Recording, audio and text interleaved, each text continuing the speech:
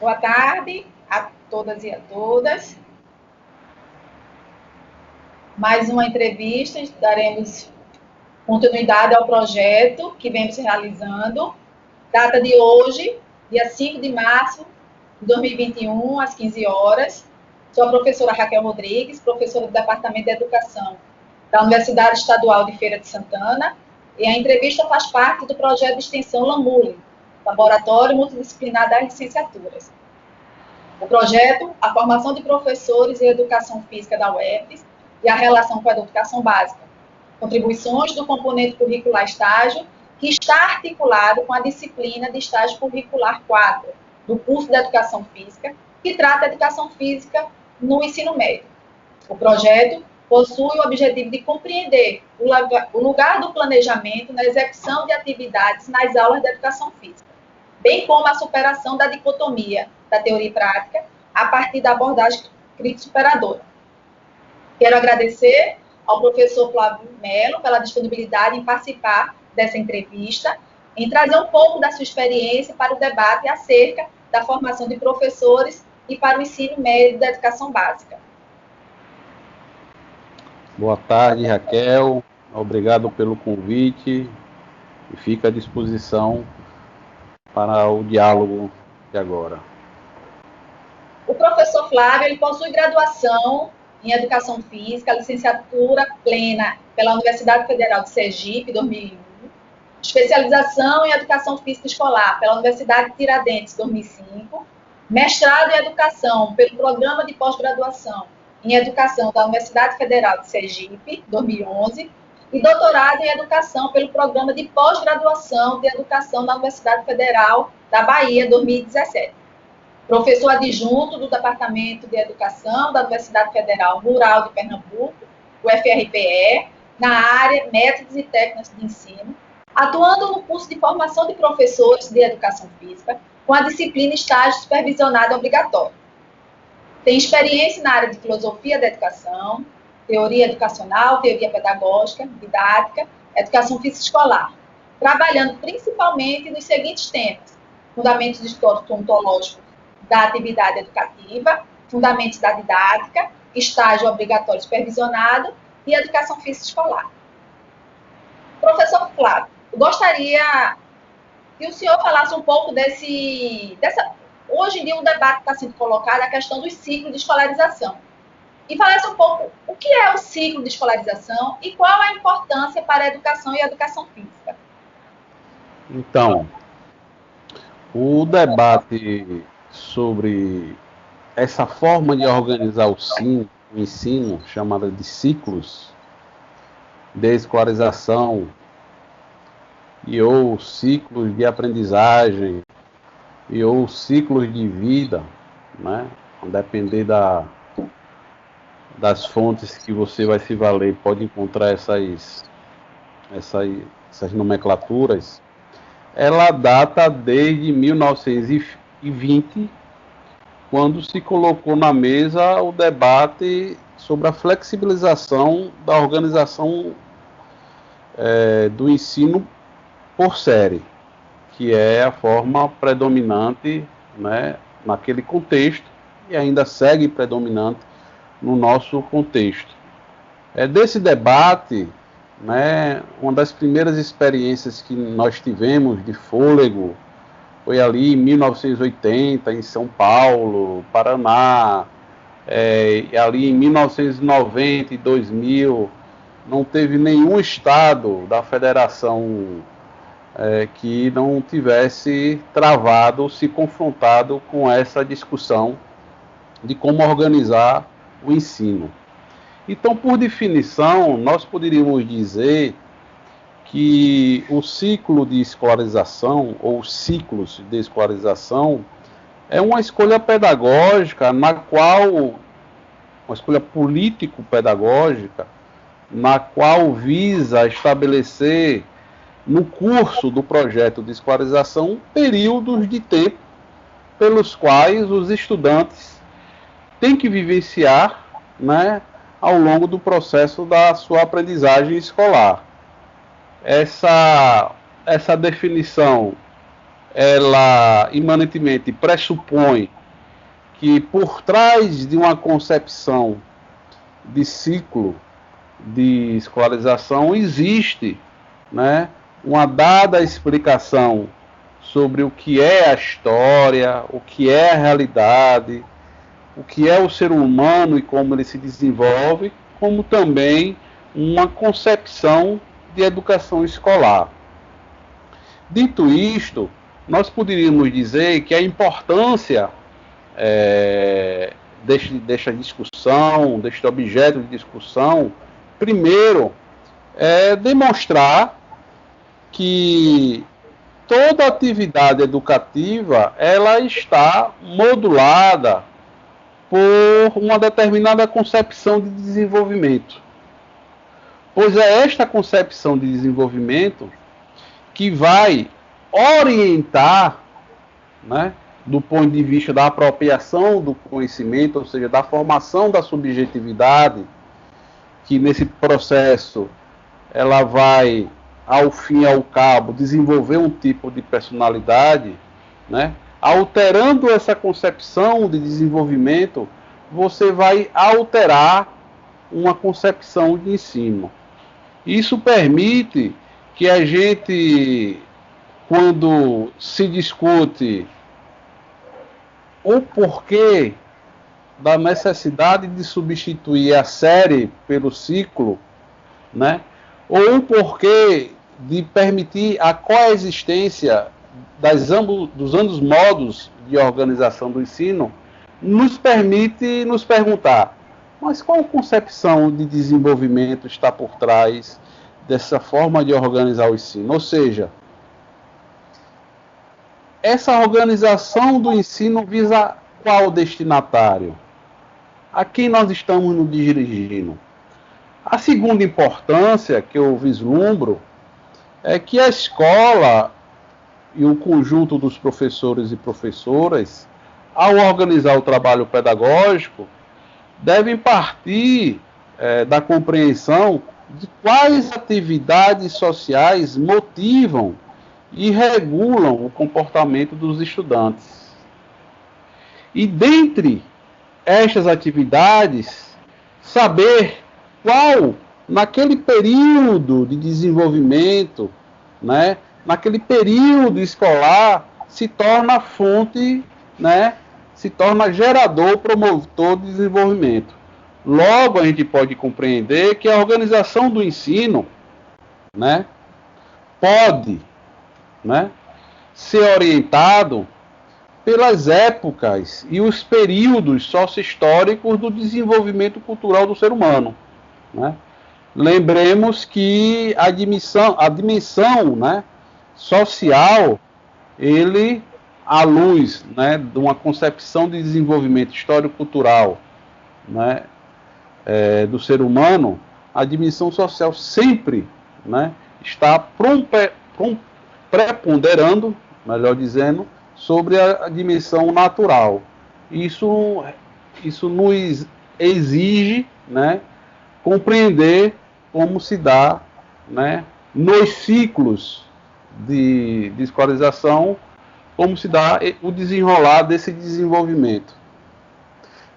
Uma terceira importância que eu posso mencionar aqui está relacionada à qualidade de ensino, né?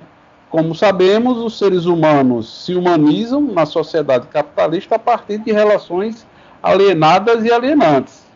Logo, cabe à escola e o professor, ao organizar a atividade educativa, ter critérios para selecionar, né, determinados métodos, conteúdos escolares que elevem a consciência do estudante no sentido de ultrapassar o senso comum em direção do desenvolvimento de uma consciência científica da vida cotidiana, né? Isso nos coloca novamente, né, a nos questionar sobre qual é o papel dos ciclos nessa quadra histórica, né, notadamente de um ano pandêmico, que a escola tem que assumir ao sinalizar os ciclos de escolarização como uma forma de organização do ensino. E, por fim, mas não menos importante, se expressa, né, a importância que no ciclo de escolarização o professor assume uma função central no processo de transmissão e apropriação do conhecimento da realidade. Isto posto, né, nos coloca a pensar e a debater por que, em outras formas de organizar o ensino, seja na forma seriada ou ciclada, o professor perde esse papel de ser central e passa a ter um papel secundário, de arranjador do espaço pedagógico no qual os estudantes estão confrontados a resolver situações, problemas colocados, né, para eles. Então, o debate dos ciclos, por sua definição, que é uma escolha político-pedagógica, e porque almeja orientar a partir de um determinado período de tempo o processo de escolarização, nos coloca esses quatro elementos relevantes para que a gente possa ampliar a discussão. Certo. E nesse caso, quando a gente fala sobre os ciclos de escolarização, quais são os critérios que temos para classificar esses ciclos? Do ponto de vista, ou colocando em perspectiva, né, os ciclos de escolarização a partir da pedagogia histórico-crítica e da abordagem superadora, os ciclos, né, eles, como disse, são modos de organizar o ensino que ali se encontram pressupostos teóricos metodológicos que buscam organizá-los e sistematizá-los. Do ponto de vista pedagógico, o critério, né, está relacionado a os enfrentamentos que os estudantes têm que ser confrontados da forma como a sociedade é organizada. Isso remete, né, à explicação que o critério a ser adotado deverá ter como princípio, né, o trabalho, né, e aí o trabalho como princípio educativo, e o que nos leva a compreender que o critério para se estabelecer os ciclos são aqueles que são conteúdo da forma como a sociedade está organizada, ou seja, como a sociedade organiza o trabalho, né? Baseado nos estudos do próprio Saviani e da Carolina Nozella, nós podemos dizer que o primeiro critério, né, para que um ciclo se inicie e um ciclo finalize, né, nem sempre de forma homogênea, mas em geral de forma heterogênea, né? Na educação infantil, né, o critério que se utiliza, né, nesse processo de escolarização é que a atividade educativa coloque os estudantes confrontados a superar a contradição entre o ser biológico e o ser social. Ou seja, o ponto de partida e o ponto de chegada vai estar exatamente na resolução dessa contradição. Ao passo que o estudante, ampliando seus sistemas de referência, né, de pensamento, de linguagem, de sentimento, né, quando ele avança e consegue estabelecer a identidade adequada, né, do que é o ser biológico e do que é o ser cultural, o ser social, isso abre a possibilidade para a abertura de um novo ciclo, né, que no caso, a partir do ensino fundamental, esse processo de escolarização deve promover uma atividade educativa que coloque os estudantes confrontados a superar outra contradição, qual seja a contradição entre o ser humano e a sociedade. Então perceba que o critério de classificar, vamos dizer assim, os ciclos, ou de definir os ciclos em determinados períodos, tem relação de como a sociedade está organizada, né?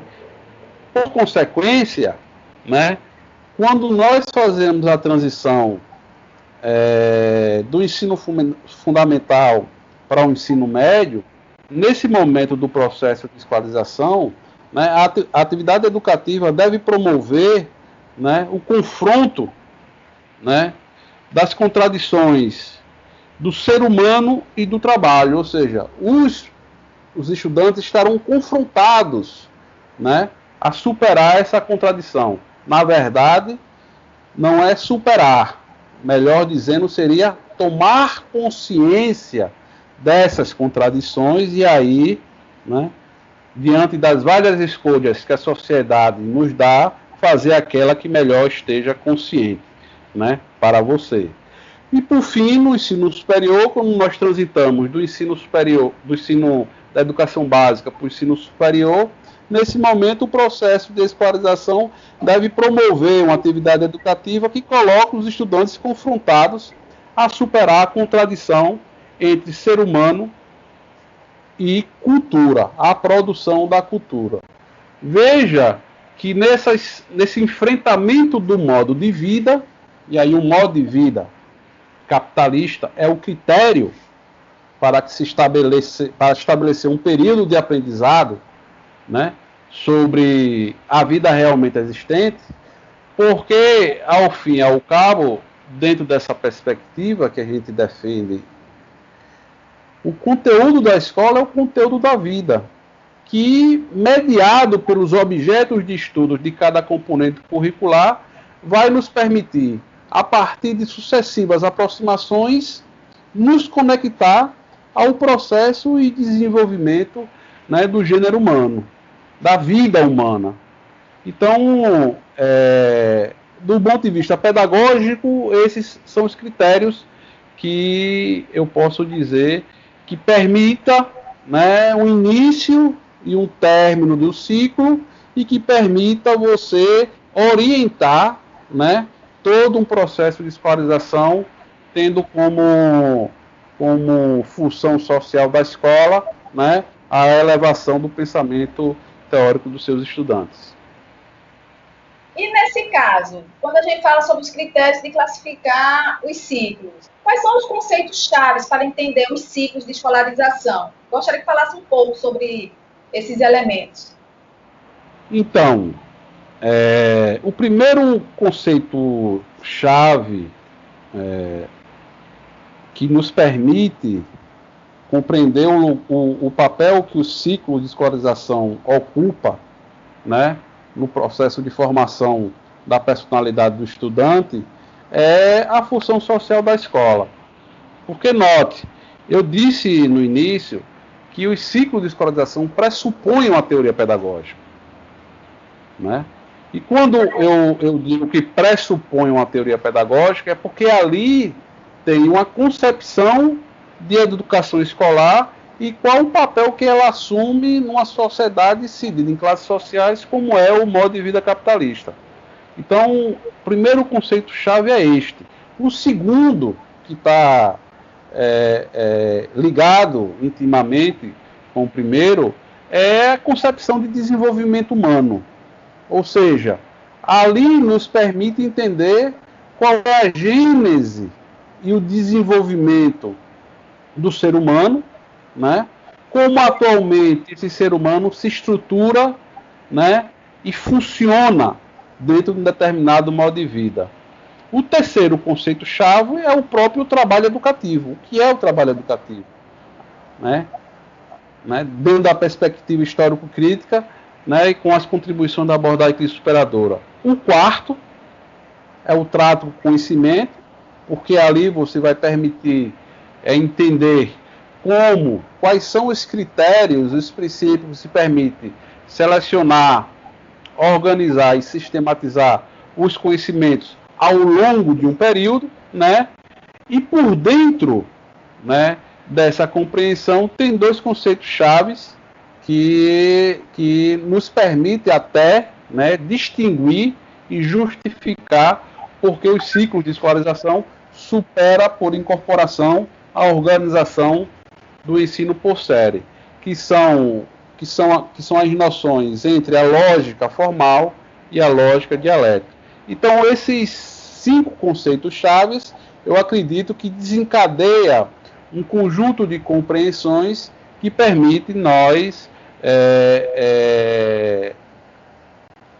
compreender essencialmente qual é a função pedagógica desses ciclos e sua realidade e suas possibilidades.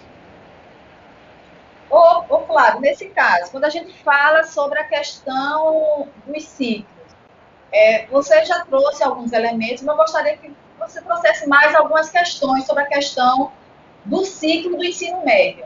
Você trouxe do ciclo do ensino médio, mas também trouxe sobre a questão da universidade. Tem mais algum elemento que você queira destacar nesse ciclo, já que o projeto está vinculado à disciplina de estágio 4, que está articulado com o estágio no ensino médio? Então,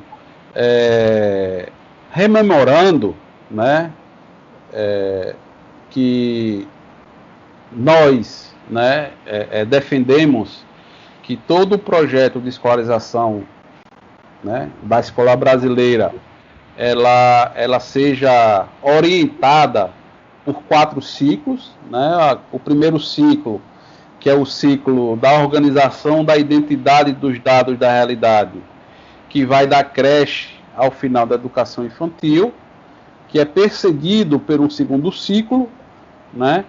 que tem como mote, né, a iniciação, a sistematização do conhecimento, que vai do primeiro ano ao 5º ano, né, que é perseguido pelo terceiro ciclo, né, que visa ampliar a sistematização do conhecimento dos estudantes, que vai do 6º ao 9º ano, e um 4º ciclo, que é o ciclo, né, de escolarização das 3 séries do ensino médio, né, que visa o aprofundamento da sistematização do conhecimento.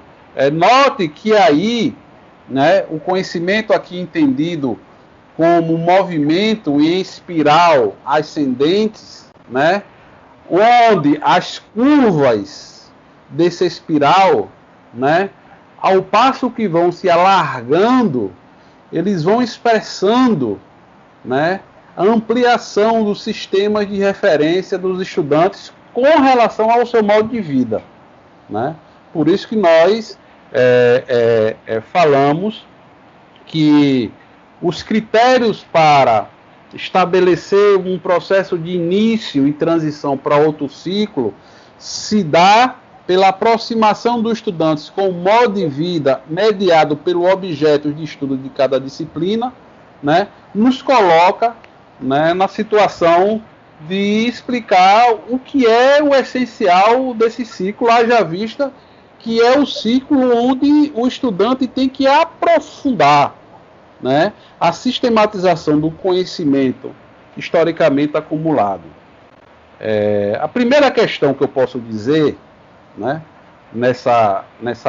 nesse ciclo em particular, é que existe uma atividade que guia o desenvolvimento, né, que ela é uma fonte principal de desenvolvimento, né, uma atividade promotora de desenvolvimento, que é a atividade profissional de estudo, cuja atividade, né, essa atividade ela promove, né, as principais mudanças psicológicas no estudante. Posto que nós sabemos que essa atividade, a partir do estudo, né, os adolescentes passam a caracterizar, né, a ser caracterizado por aquele indivíduo cujo motivo fundamental de estudar, né, e se preparar para que ele atue, né, tenha uma atuação futura nas relações sociais de produção do modo de vida capitalista.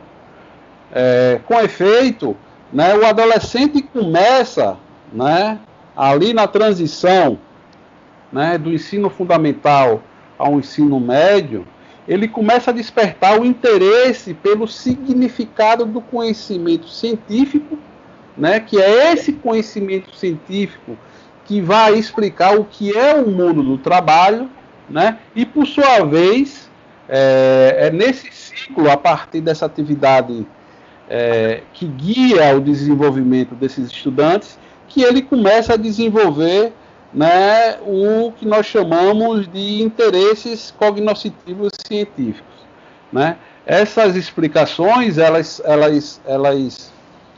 podem ser encontradas, né, a partir da psicologia histórico-cultural, notadamente a partir de duas teorias, que é a teoria da atividade e a teoria da periodização do desenvolvimento humano. Então,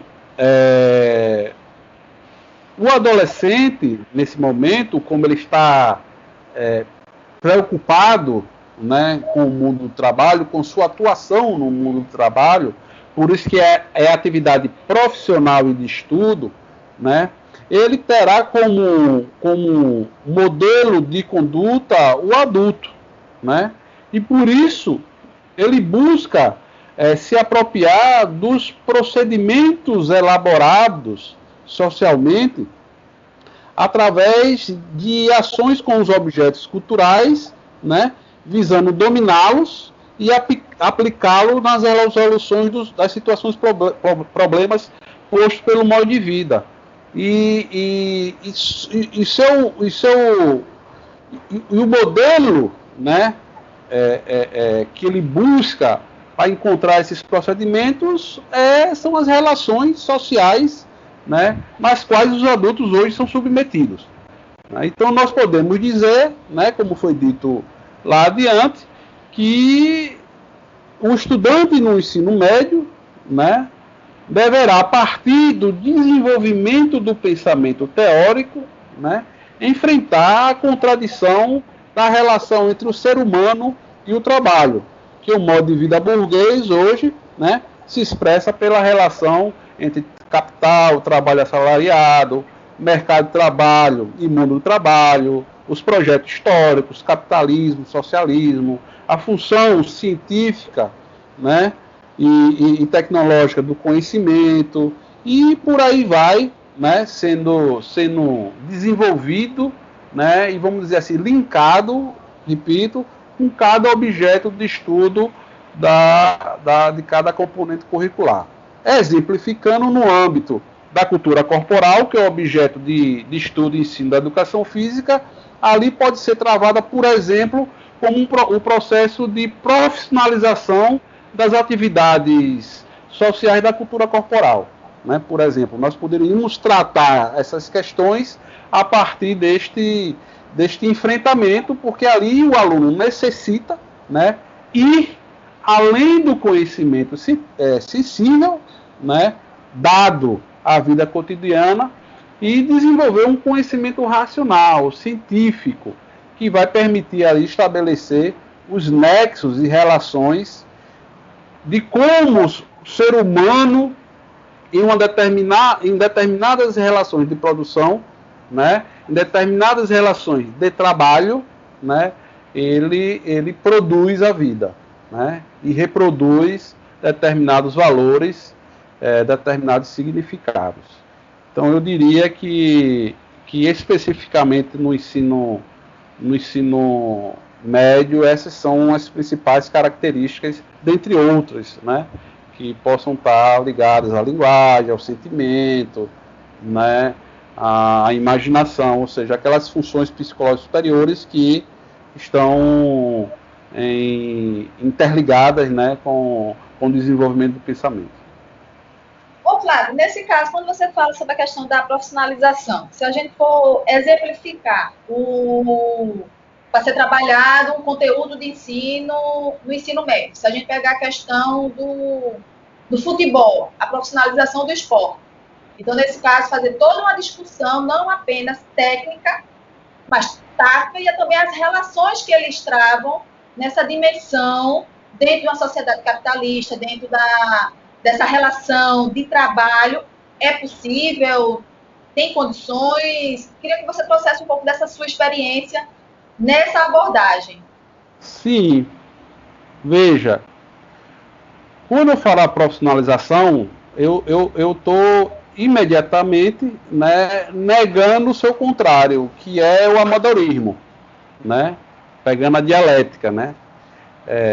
E quando eu estabeleço, né, como objeto, né, de estudo, nesse caso específico do tema esporte, pegando ali uma atividade singular que é o futebol, a profissionalização desse elemento da cultura corporal, eu vou me questionar o que é que leva, né, a essa profissionalização e como ela se dá, por exemplo, na sociedade brasileira tão desigual, né, e com um conjunto de problemas sociais que afetam, né, a atividade laboral dos seres humanos, né? Então, isso é um ângulo para se abordar essa questão da profissionalização, e dentro do processo de profissionalização que a gente vê que quando se profissionaliza, por exemplo, um elemento da cultura corporal, como o futebol, ali, para que ela transite do amadorismo para o profissionalismo, ali vai exigir, por exemplo, o desenvolvimento, né, das condições necessárias para que a gente seja profissional, ou seja, para que nós estejamos em alto nível. E aí entra uma discussão, por exemplo, do lugar que a ciência e a tecnologia atua nesses seres humanos que jogam, que praticam futebol, que hoje são profissionais e que tem que dar o máximo de rendimento. Veja que a discussão da profissionalização, e aí eu abro um parêntese, que é desigual, né? Nem todo mundo recebe, tem a condição profissional, nem todos os clubes e todos os jogadores têm tratamentos iguais, né? Nesse momento de que o time é profissionalizado, e quando nós estamos profissionalizados, essa profissionalização ela não é impermeável aos problemas da sociedade. Trago aqui um exemplo recente, que foi o depoimento do treinador do América Mineiro, o Lisca, onde ele diz, ali são todos profissionalizantes, ou seja, ali eles ganham para receber, eles são assalariados, eles colocam que o que é relevante nesse momento é preservar a vida ou tocar a vida desses assalariados em torno de um campeonato que tem por trás, né, a obtenção de lucros de algumas empresas, de algumas instituições. Perceba que quando nós colocamos confrontados, né, os estudantes a partir da cultura corporal, da contradição entre ser humano e o trabalho na sociedade capitalista, nós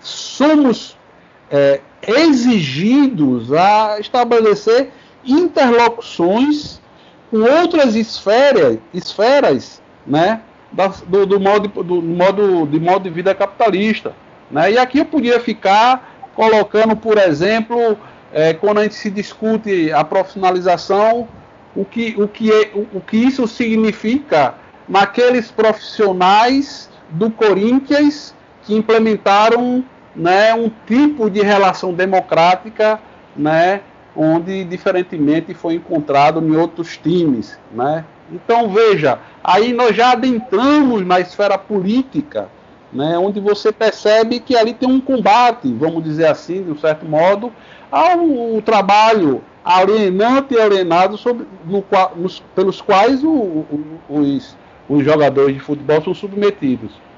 E daí diante a gente tem uma, vamos dizer assim, uma abertura, né, um terreno fértil para desenvolver um conjunto de debates sobre problemas candentes que estejam relacionados, né, à cultura corporal e nesse período específico, né, na relação do ser humano com o trabalho. Então, esses exemplos eu acho que eles nos permitem a responder positivamente o seu questionamento, né, e nos permite, né, mostrar a vitalidade e a validade de nós colocarmos como um enfrentamento a ser superado, confrontado e superado pelos estudantes no ensino médio, a relação do ser humano com o trabalho.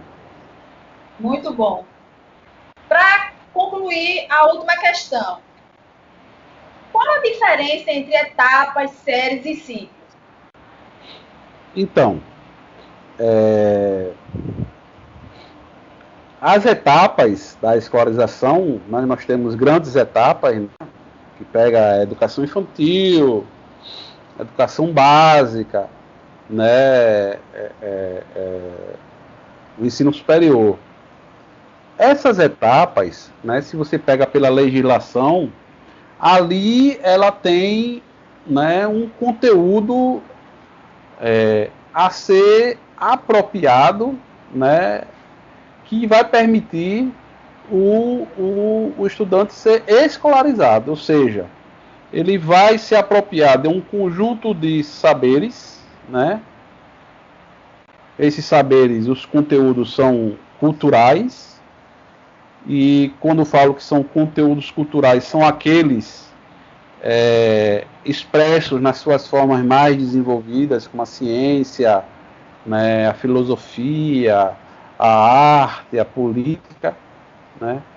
E os estudantes, cada um a seu modo, em sua etapa, ele vai ser colocado, né, para ser escolarizado, que na verdade a ideia é que eles sejam humanizados, né? Essa é a ideia, né?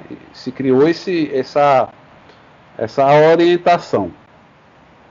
Mas quando essas etapas elas são mediadas por séries e ciclos, né? Eu vou pegar as séries e ciclos como elementos mediadores dessas etapas que nós temos do projeto de escolarização, nós podemos ter direções distintas, né? Por exemplo, as séries, os seus períodos são divididos em anos letivos, de acordo com o pressuposto que cada ser humano, né, é capaz, todos eles, ao mesmo tempo, às vezes com pequenas variações, de aprender um conjunto de conteúdos culturais ordenados e distribuídos ao longo desses períodos, né, previsto nessas etapas. Em geral, são ordenados, distribuídos e padronizados, uma vez que existe um entendimento que tanto o desenvolvimento como a aprendizagem seguem uma linha, um curso linear, né, onde essa linha, ela, em cada série, é bem determinada ao longo do seu tempo. Então, a progressão quase sempre fica condicionada ao aproveitamento escolar, né, em termos da retenção de um percentual de conteúdos ministrados ao longo de uma série. Caso você não retenha, você ali, né, é retido, né? A esse pressuposto, né, que o aproveitamento escolar ele se dá em termos de uma retenção, de uma apropriação de um determinado percentual de conteúdo ali ministrado, né, dosado e sequenciado.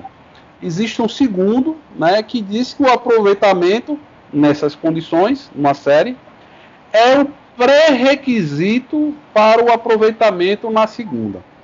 Assim, se uma determinada criança, um determinado estudante não lograr obter o aproveitamento considerado mínimo, né, subtende-se que é melhor reprová-lo para que se lhe permita outra oportunidade de amadurecimento. Aqui tem por trás uma concepção de desenvolvimento do tipo biologicista e naturalista, onde entende que esse desenvolvimento ele é linear, universal, e que todos os estudantes, independentemente do lugar que ele ocupa nas relações sociais, naquele momento vai aprender, né? Também ali reside uma concepção de lógica de pensamento, né? Predominantemente uma lógica formal, que compreende que o que define, né, a aproximação de um conceito ao outro não é o seu caráter interdisciplinar, ou seja, a sua dialética, né? E sim a capacidade desse conceito explicar, né, um determinado objeto e fenômeno, independentemente das contradições que esse objeto e fenômeno pode apresentar. Então, o conceito sendo apropriado pelo estudante começa a ser colocado de forma compartimentada no seu psiquismo e que no máximo vai permitir que esse estudante identifique e categorize como as coisas estão sendo configuradas, expostas no seu modo de vida e que terá grandes dificuldades em explicar a gênese, o desenvolvimento e como essa dinâmica de uma determinada sociedade permite, né, que esses conceitos se neguem mutuamente em que pese a sua unidade. Com relação aos ciclos, né, do ponto de vista do período, né, a proposta dos ciclos é que esses períodos de aprendizagem são mais longos e o pressuposto básico difere substancialmente com relação à série. Nesse caso aqui, do ciclo, as crianças não aprendem todas ao mesmo tempo e do mesmo jeito e da mesma forma, né? O mesmo conjunto de conteúdos, né, não necessariamente vai ser apropriada de forma homogênea. Por quê? Porque cada indivíduo é aquilo que sua atividade expressa, né?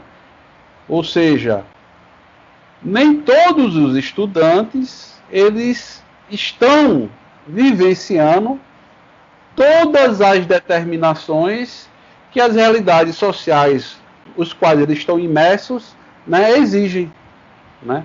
Então, um exemplo clássico que eu coloco aqui para vocês: se é verdade que a aprendizagem tem que ser homogênea por conta que o desenvolvimento humano ele é linear e universal, por que hoje nós temos senhores e senhoras na educação de jovens e adultos com 40, 60 anos de idade que ainda não desenvolveu o pensamento científico?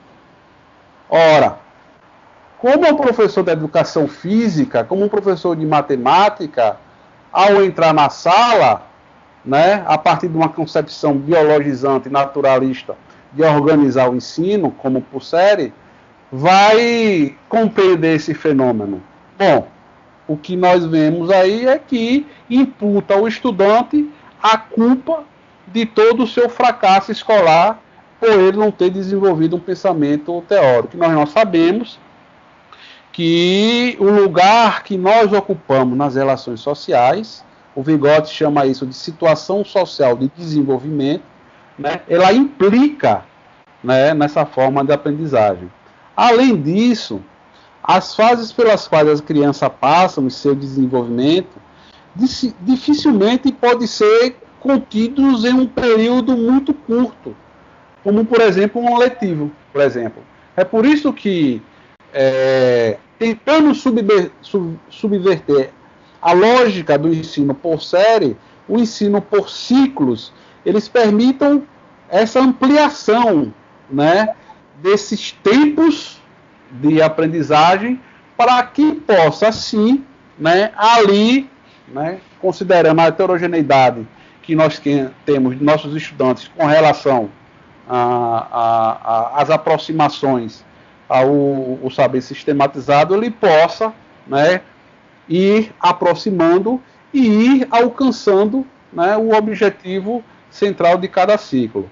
Nesse caso, portanto, nos ciclos não tem uma ideia fixa de reprovar o estudante, né? E aquela ideia fixa que esse ciclo é o pré-requisito para o outro ciclo. Haja vista que um mesmo estudante pode estar em mais de um ciclo de aprendizagem. Isso vai depender muito. Por exemplo, vamos pegar um estudante, né, de ensino médio, que esse estudante ele está na base do esporte. Ele já vivencia essa relação de amador, mas na transição de se profissionalizar. Com relação ao debate sobre a profissionalização no futebol, esse estudante não vai estar na mesma condição social, né, porque ele já está sendo confrontado a isso na sua vida, para desenvolver determinadas explicações sobre como se dá essa profissionalização do futebol em Pernambuco, por exemplo. Possivelmente ele possa estar num ciclo mais adiante, ou em um período do ciclo mais adiante, né? E aí existe uma formulação teórico-metodológica muito importante do Vygotsky, né, que demonstra que pedagogicamente nós podemos, né, transitar, né, principalmente em uma área onde os estudantes estão em vias de alcançar determinados domínios, mas ainda não alcançou, mas vai, para que possa, mais adiante, esses domínios estarem plenamente dominados, estarem plenamente sob o seu alcance. É a questão da zona de desenvolvimento real e área de desenvolvimento eminente. Eu atuo no desenvolvimento eminente para gerar desenvolvimento efetivo, desenvolvimento real. Isso permite a gente transitar, né, por exemplo, no ciclo a partir do encontro de estudantes que estão em condições heterogêneas de apropriação naquele ciclo. Então, eu diria que essas são as principais diferenças de ciclo e série e ciclo. Professor Flávio, muito obrigada. É um prazer fazer essa entrevista. Além da sua experiência com o estágio, o professor também foi professor da educação básica, e isso traz toda a importância da educação pública que a gente vem defendendo, tanto na educação básica como na universidade. Muito obrigado por esse momento de estar compartilhando sua experiência, seus estudos conosco. Eu que agradeço essa oportunidade, sigo à disposição para explicar mais e melhor alguns conceitos, né, algumas questões que, por conta do tempo que nós temos, não foi possível desenvolver, mas eu acredito, né, na verdade, faço votos que esse diálogo entre nós possa ser ponto de apoio para o debate, seja na educação básica, seja no ensino superior, e que possamos avançar mais e mais, né, num trabalho pedagógico que esteja alinhado ao interesse e necessidade da classe trabalhadora e que possa efetivamente permitir a elevação da consciência dos nossos estudantes, o que implica uma atitude científica e uma ação prática coletiva às contradições que atualmente hoje, né, a nossa vida, né, nos impõe.